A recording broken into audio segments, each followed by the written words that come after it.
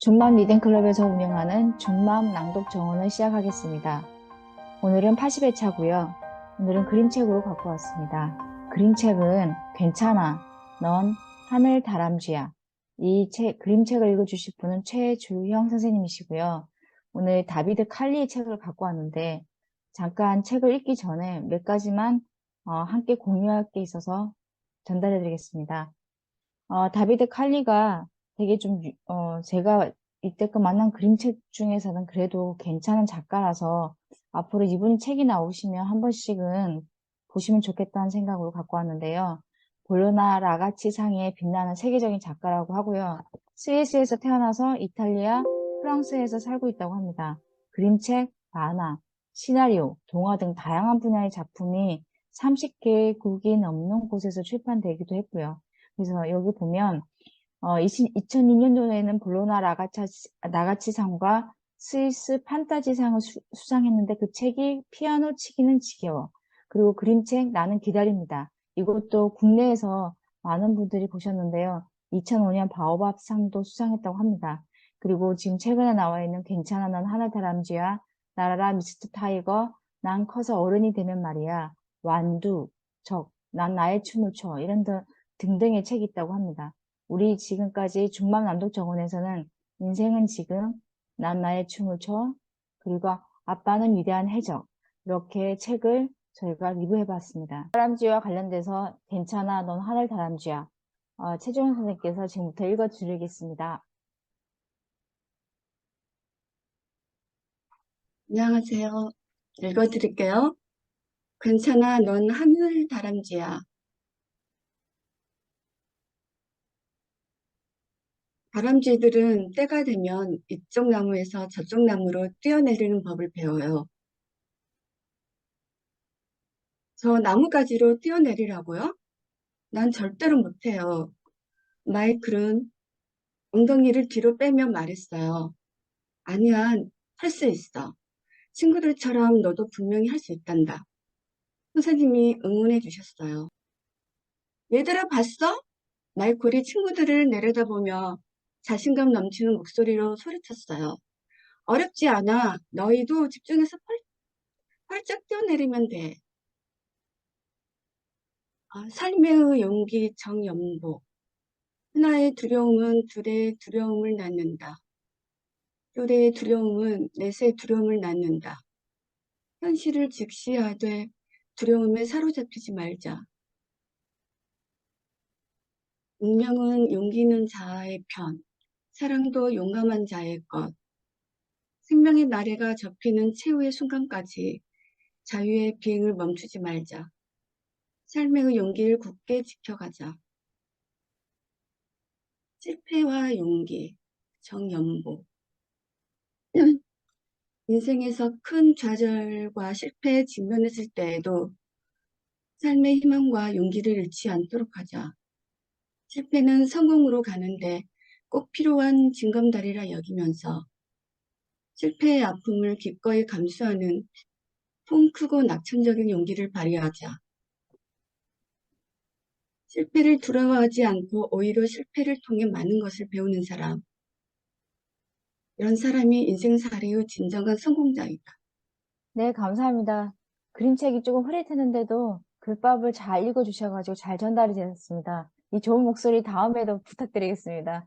이상 봤습니다. 저희가 하지 못할 거, 내 안에서 한계를 뛰어넘을 때 그때 진정한 용기가 나오는 거고 그걸 통해서 우리는 위대한 길로 나가는 것 같습니다. 용기란 얘기에 대해서 단어에 대해서 정의를 구체적으로 내리기는 쉽지 않은데요. 플라톤 대화편에 보면 아테네 두 장군이 옥신각신 하다가 소크라테스를 찾아갔다고 합니다. 한 사람은 소년한테 갑옷을 입히지 말아야 한다는 쪽이고 한쪽은 입혀야 된다. 두 사람에 대한 질문이 오가는 와중에 소크라테스가 물었다고 합니다. 훈련의 궁극적인 목적이 무엇인가요? 그랬더니 두 사람이 용기를 북돋기 위해서입니다. 그러면 소크라테스가 물었다고 합니다. 용기는 무엇인가요?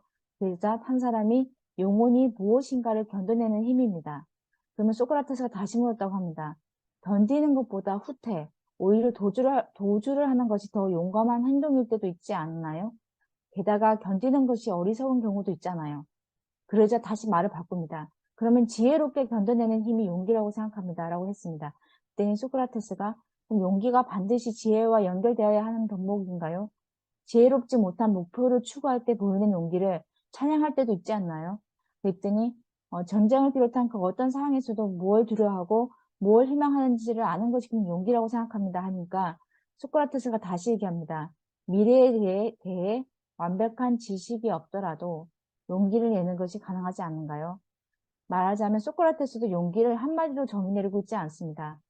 그는 두려움을 주는 것들이 두려워할 것들이고 두려움을 주지 않는 것들은 대담하게 할 수 있는 것들이라고 하면서 명확하게 분별하고 그에 걸맞는 행동을 하는 것을 용기라고 생각했다고 합니다. 그리고 여기에 진정한 나로 살아갈 용기라고 하는 책을 쓰신 브라운 브레네라고 하는 이 여성학자는 내 안의 상처를 마주보는 것이 진정한 용기라고 얘기를 하고 있습니다. 우리는 여러 가지 고통에서 살고 있는데 끝없는 고통을 갖고 있으면 그 고통 속에서 우리는 세 가지 방편을 세운다고 합니다. 첫 번째로는 이를 마비시키거나 아니면 타인에게 전가함으로써 그 고통에서 벗어나려고 하고 두 번째로는 아니면 고통을 부인하거나 그 부인하는 과정에서 그 내재된 고통이 반드시 주변 사람하고 자녀에게 옮아가는 전염병처럼 그렇게 번져간다고 합니다.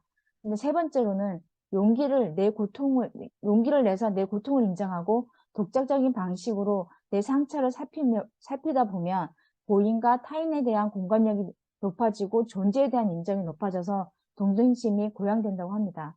그래서 진정한 우리가 보통 살아가는 이유 중에 하나가 어디 가서 소속감, 내가 내 존재를 어디서 인정받고 싶어하는 소속감이 굉장히 중요한데 이보다 더 중요한 건 나다움.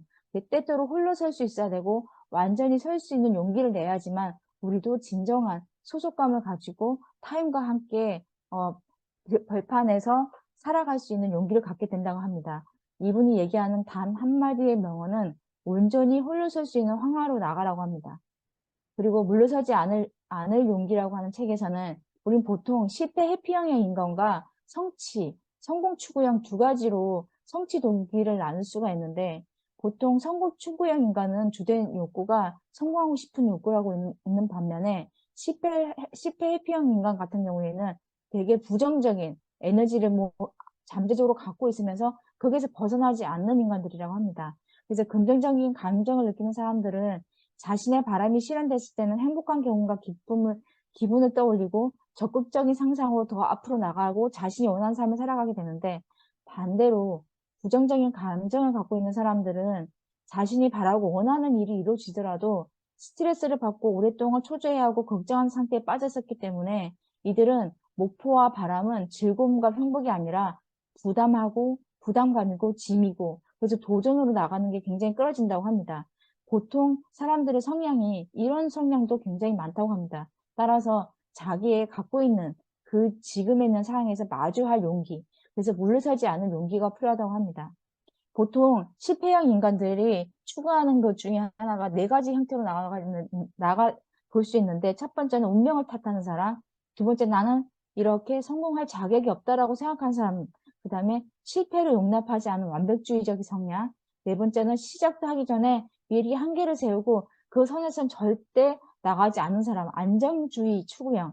그래서 이런 식으로 삶을 살아가는 사람들이 있다고 합니다. 인생은 수련 과정과 같다고 합니다. 실패를 두려워할수록 좌절 속에 살아간다고 합니다.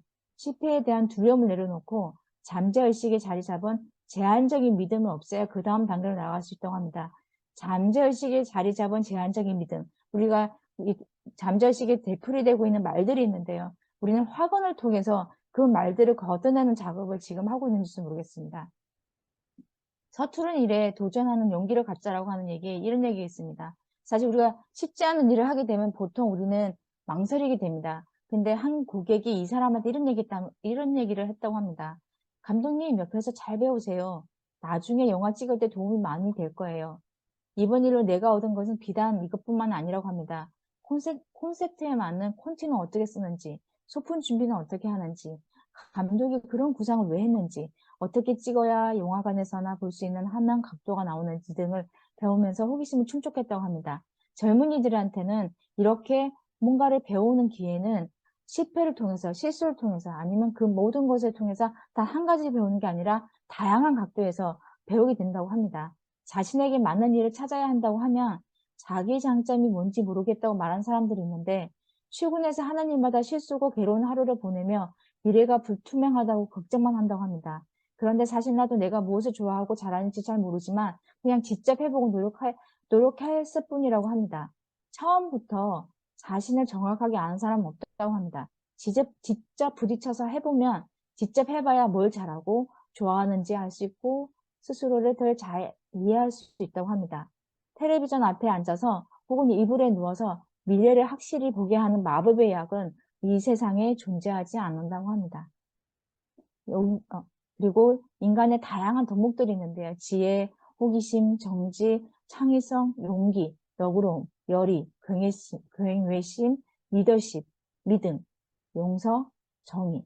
이 중에서 여러분들이 갖고 있는 덕목 중에서 가장 중요한 덕목은 뭐라고 생각하시는지요? 너 자신이 되라고 합니다. 실수를 했던, 별점이 있던, 맛이 같든 뭐가 어쨌든 간에 나 자신을 인정하고 나대로 살아가면 된다고 합니다. 우리 보통 이런 얘기한다. 만약 결점과 실수를 부끄러워하는 대신 그것을 가볍게 여겼다면, 만약 결점과 실수에 민망하는 대신 그것에 호기심을 갖는다면, 만약 결점과 실수 때문에 주눅이 드는 대신 그것으로 자유를 누린다면 어떻게 되었을까? 우리가 용기를 갖는다는 것은 만약 후회와 이런 부분에 대한 핑계와 이런 부분에 대한 나중에 실수에 대한 두려움을 극복하고 나가는 과정이 아닌가 싶습니다. 용기는 어떻게 생겨나는 걸까요? 사실 용기는 본인도 모르게 나올 때도 많습니다.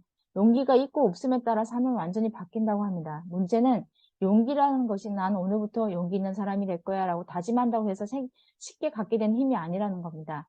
자신의 삶을 제대로 살도록 하는 용기, 주체적이고 독립적으로 살도록 하는 용기, 그리하여 자유롭게 살도록 이끄는 용기란 어떻게 한 사람이 내면의 단단히 자리를 잡게 되었을까요? 이거에 깊숙하게 관련되어 있는 심리학자가 아들런데요.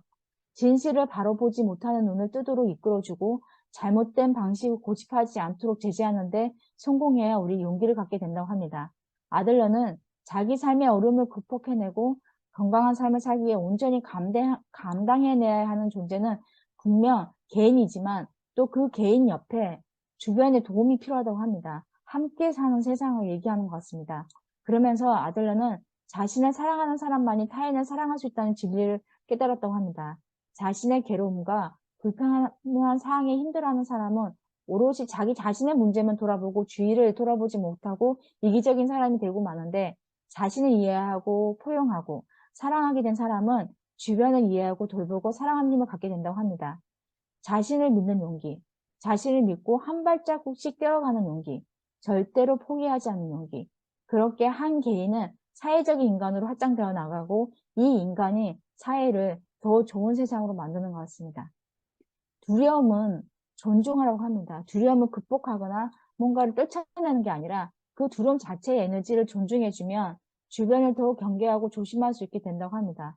두려움은 과거와 미래가 녹아 없어지고 시공간이 존재하지 않는 현재의 순간으로 당신을 데려다 준다고 합니다. 이분은 두려움 자체를 긍정적인 에너지로 바라보고 인정해주는 그런 얘기를 하고 있습니다. 당신은 쥐간역과 충동이 고양된 상태로 녹아들고 현명한 선택과 반응을 할 수 있게 된다고 합니다. 오히려 두려움이 저한테 좀 더 격렬하게 뇌에 간섭 없이 이루어지는 경우가 가끔 있는데 이 두려움 자체가 나한테 적절한 판단을 할 수 있는 에너지가 된다는 얘기를 합니다. 그래서 첫째, 당신이 평소에 두려움을 피하는데 소비하던 에너지가 이제 100만 가지로 다른 일에 사용될 수 있다는 사실을 알고 그 에너지를 써먹으라고 합니다. 그리고 감정은 활동의 에너지이기 때문에 두려움은 당신이라는 에너지의 우수한 연료가 되어 원하는 어디라도 데려다 준다고 합니다. 당연히 두려움에 대해서 우리가 무서워하고 회피할 것이 아니라 그 두려움 자체를 즐기고 사랑하라고 합니다. 인생은 자기 뜻대로 되지 않는다는 사실만 하나 알고 있으면 용기를 내기 쉽다고 합니다. 인생은 솔로 위로 달리는 것이 아니라고 합니다. 언제나 자신이 생각하는 방향으로 가지 않는다는 사실만 인정하고 받아들이면 무서울 게 없다고 합니다. 만약에 인생은 원래 자신의 뜻대로 되지 않는다는 것이라는 사실만 분명하게 기억한다면 어떠한 불행한 사건이 일어나더라도 크게 당황하지 않고 대처할 수 있으며 다른 사람의 빈축을 살 만한 행동도 하지 않을 거라고 합니다. 또한 우리 인생은 뜻대로 이루어지지 않은 것이기 때문에 새로운 만남이나 발견도 생겨난다고 합니다. 어떤 사랑에 처하더라도 모든 것이 공부라고 생각하고 넓은 도량으로 인간관계를 깊고 크게 만든다고 생각하면서 그렇게 인생을 살아간다면 우리는 용기를 쉽게 가질 수 있다고 합니다. 용기는 어떤 말일까요?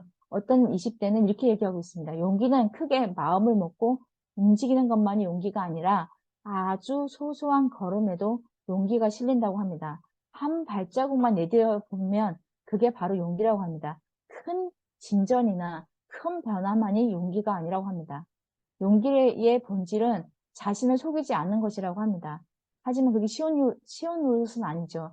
우리는 자신이 지금 무엇을 하고 있는지를 있는 그대로 알아차리지 못할 때가 많은데 자신을 명료하게 관찰한다면 우리는 그 용기에 있는 에너지를 깨어날 수 있다고 합니다. 하루하루 깨어있는 마음과 늘 한결같은 마음, 항심을 따다 보면 비판하는 마음이나 온종한 마음 또는 그만한 마음처럼 내가 부정하는 것들을 있는 그대로 바라볼 수 있게 되고 우리는 그렇게 감정에 동요되지 않고 한 걸음 나가는데 쉽게 나갈 수 있다고 합니다.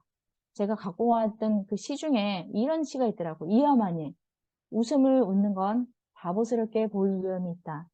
눈물을 흘리는 건 감상적인 사람으로 보일 위험이 있다. 누군가에게 손을 내미는 건 남의 일에 휘말릴 위험이 있다. 감정을 드러내는 건 자신의 참모습을 보여줄 위험이 있다. 대중 앞에서 자신의 기획과 꿈을 발표하는 건 그것들을 잃을 위험이 있다. 사랑하는 것은 사랑을 되돌려 받지 못할 위험이 있고 산다는 것은 죽을지도 모를 위험이 있으며 시도를 하는 건 실패할 위험이 있다. 하지만 위험에 뛰어들지 않으면 안 된다. 인생에서 가장 위험한 일은 아무런 위험에도 뛰어들지 않으려는 것이니까. 우리는 위험한 일을 하지 않는 것이 더 큰 위험을 초래한다는 사실을 알고 한 걸음 더 나아갈 필요가 있다고 합니다. 두려움이 앞설 때, 마음속에 새겨두고 싶은 한마디, 물에 빠졌을 때 그 흐름에 반대로 가서는 안 된다.